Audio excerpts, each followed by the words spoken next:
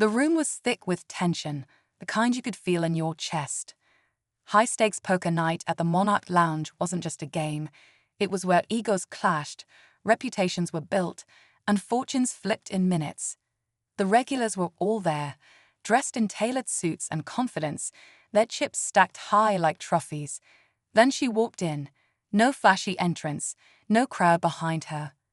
Just a quiet girl in a plain black dress with eyes that didn't flinch. Most of the table didn't even look up. The few who did smirked, whispering things like beginner's luck and just another rich kid playing dress-up. No one knew her name. No one cared. Not yet. She sat down like she belonged, steady hands placing a modest buy-in on the table. The others laughed under their breath. This was a shark's table, and they thought she was just bait. But what they didn't realize was that she'd been watching this game for years, learning every move, every bluff, every tell. And tonight, she wasn't here to fold. One by one, the cards turned. The pot grew. The stakes soared. Every player thought they had her figured out, until her fingers tapped the table, and her final hand slid forward, face down. What followed would silence the room, flip alliances, and change the way they looked at her forever. But in that moment, no one knew what was coming. Not even the man sitting across from her, holding what he thought was the winning hand. Her name was Leela Carson. Not that anyone there cared, until she started winning. What most of them didn't know was that she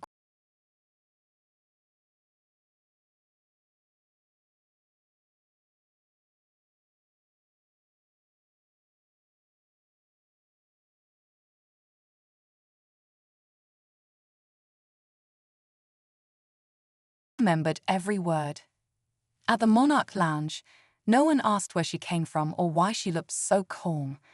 They just assumed she was new money, maybe someone's girlfriend trying to impress the room. But Leela wasn't there for attention. She was there for something else, something personal. The man across the table, Vince Delano, had no idea. He was the kind of player who talked more than he listened, flashing gold rings and fake grins. He didn't recognize Leela, but she remembered him. He'd once played her father out of everything, then bragged about it like it was sport. Leela wasn't here to cry about the past. She was here to settle something. With every hand, her stack grew, and the table got quieter. Leela barely spoke, just observed. Breaths, eye flickers, finger taps, every tiny giveaway. And still, no one saw her as a threat. Not even Vince, who leaned back in his chair, convinced she'd break under pressure soon. But what none of them knew was that the real game hadn't even started yet. Vince wasn't the only one watching Leela closely now.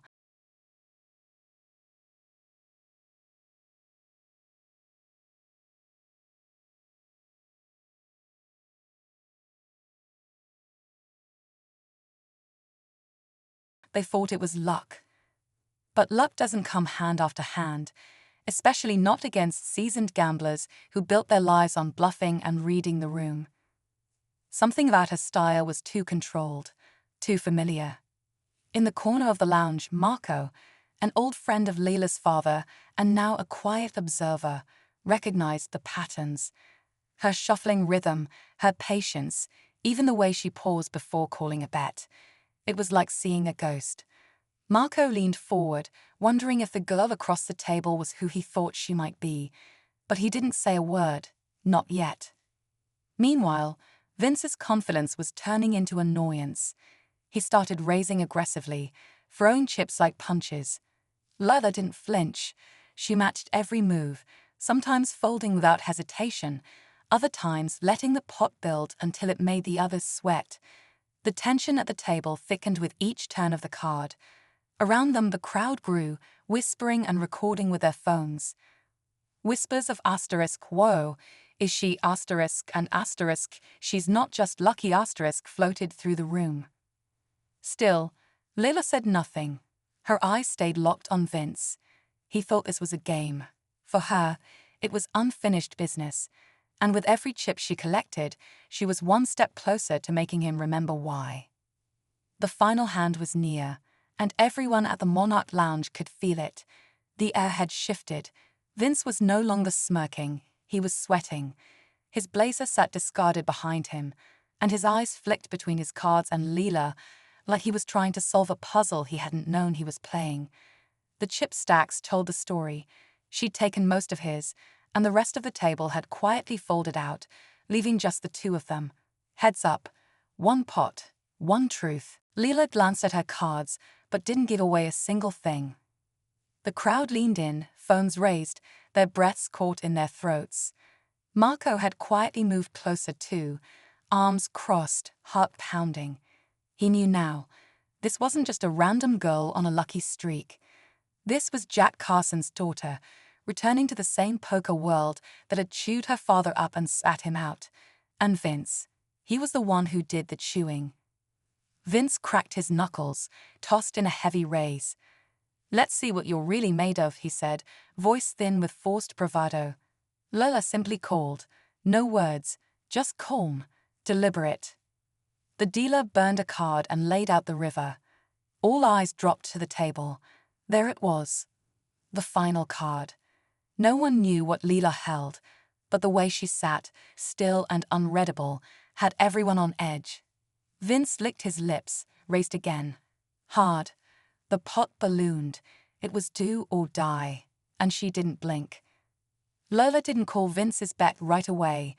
Instead, she leaned back slightly, eyes never leaving his. The room fell completely silent. The clinking glasses, the low jazz from the lounge speakers, it all faded. Then finally, she pushed her entire stack forward. All in. A sharp gasp cut through the room. Even Vince froze. For a split second, he hesitated. Not because of the cards in his hand. He had a full house, kings over tens. A hand strong enough to crush most opponents. But something about her confidence shook him. She didn't look nervous. She looked certain, like someone who had waited years for this exact moment. Just as Vince reached for his chips, a voice rang out from the crowd.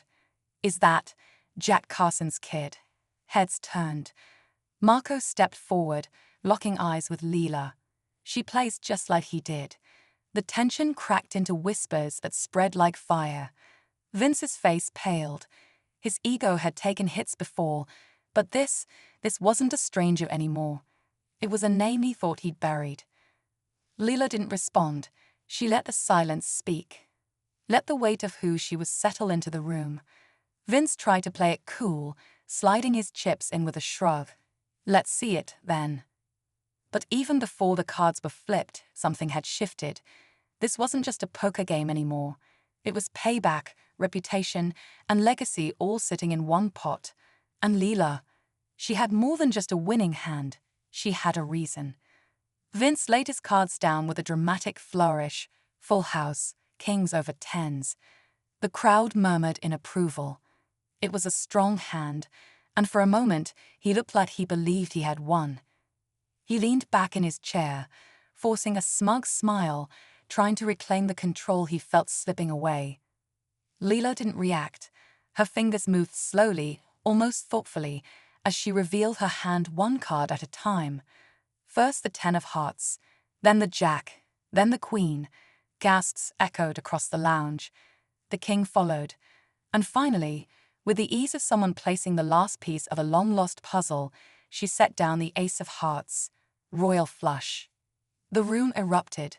Phones captured the moment. People jumped to their feet. Vince just stared, as if the table had disappeared beneath him. His confidence drained completely, replaced by shock, then something colder, recognition. He wasn't just beaten. He was outplayed by the daughter of the man he once ruined. As the dealer pushed the mountain of chips toward her, Layla leaned forward for the first time all night.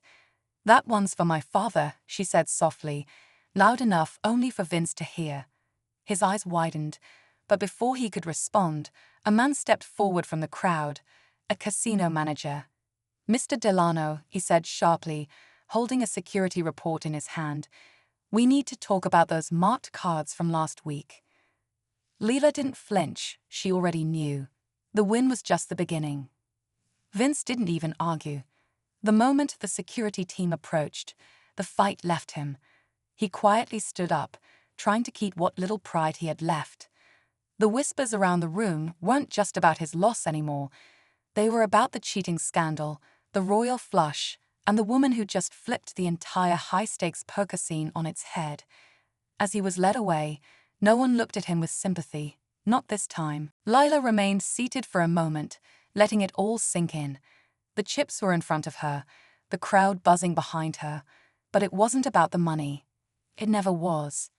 It was about clearing her father's name, showing the poker world that the daughter of Jack Carson didn't come to play, she came to win, and she did it fair. As the table emptied, Marco approached her quietly. "He'd be proud," he said, voice rough with emotion. Lila gave a small smile, the first real one that night. "He taught me everything, even how to keep quiet when it mattered most." With that, she gathered her things, not rushing, not flaunting. Just steady, like someone who knew exactly who she was now. That night, stories of the mysterious woman with the royal flush flooded social media, gaming forums, and poker news sites. Her name wasn't just whispered, it was remembered. In a world where bluffing is survival, Lila Carson didn't need to lie. She just had to play her cards right, and she did.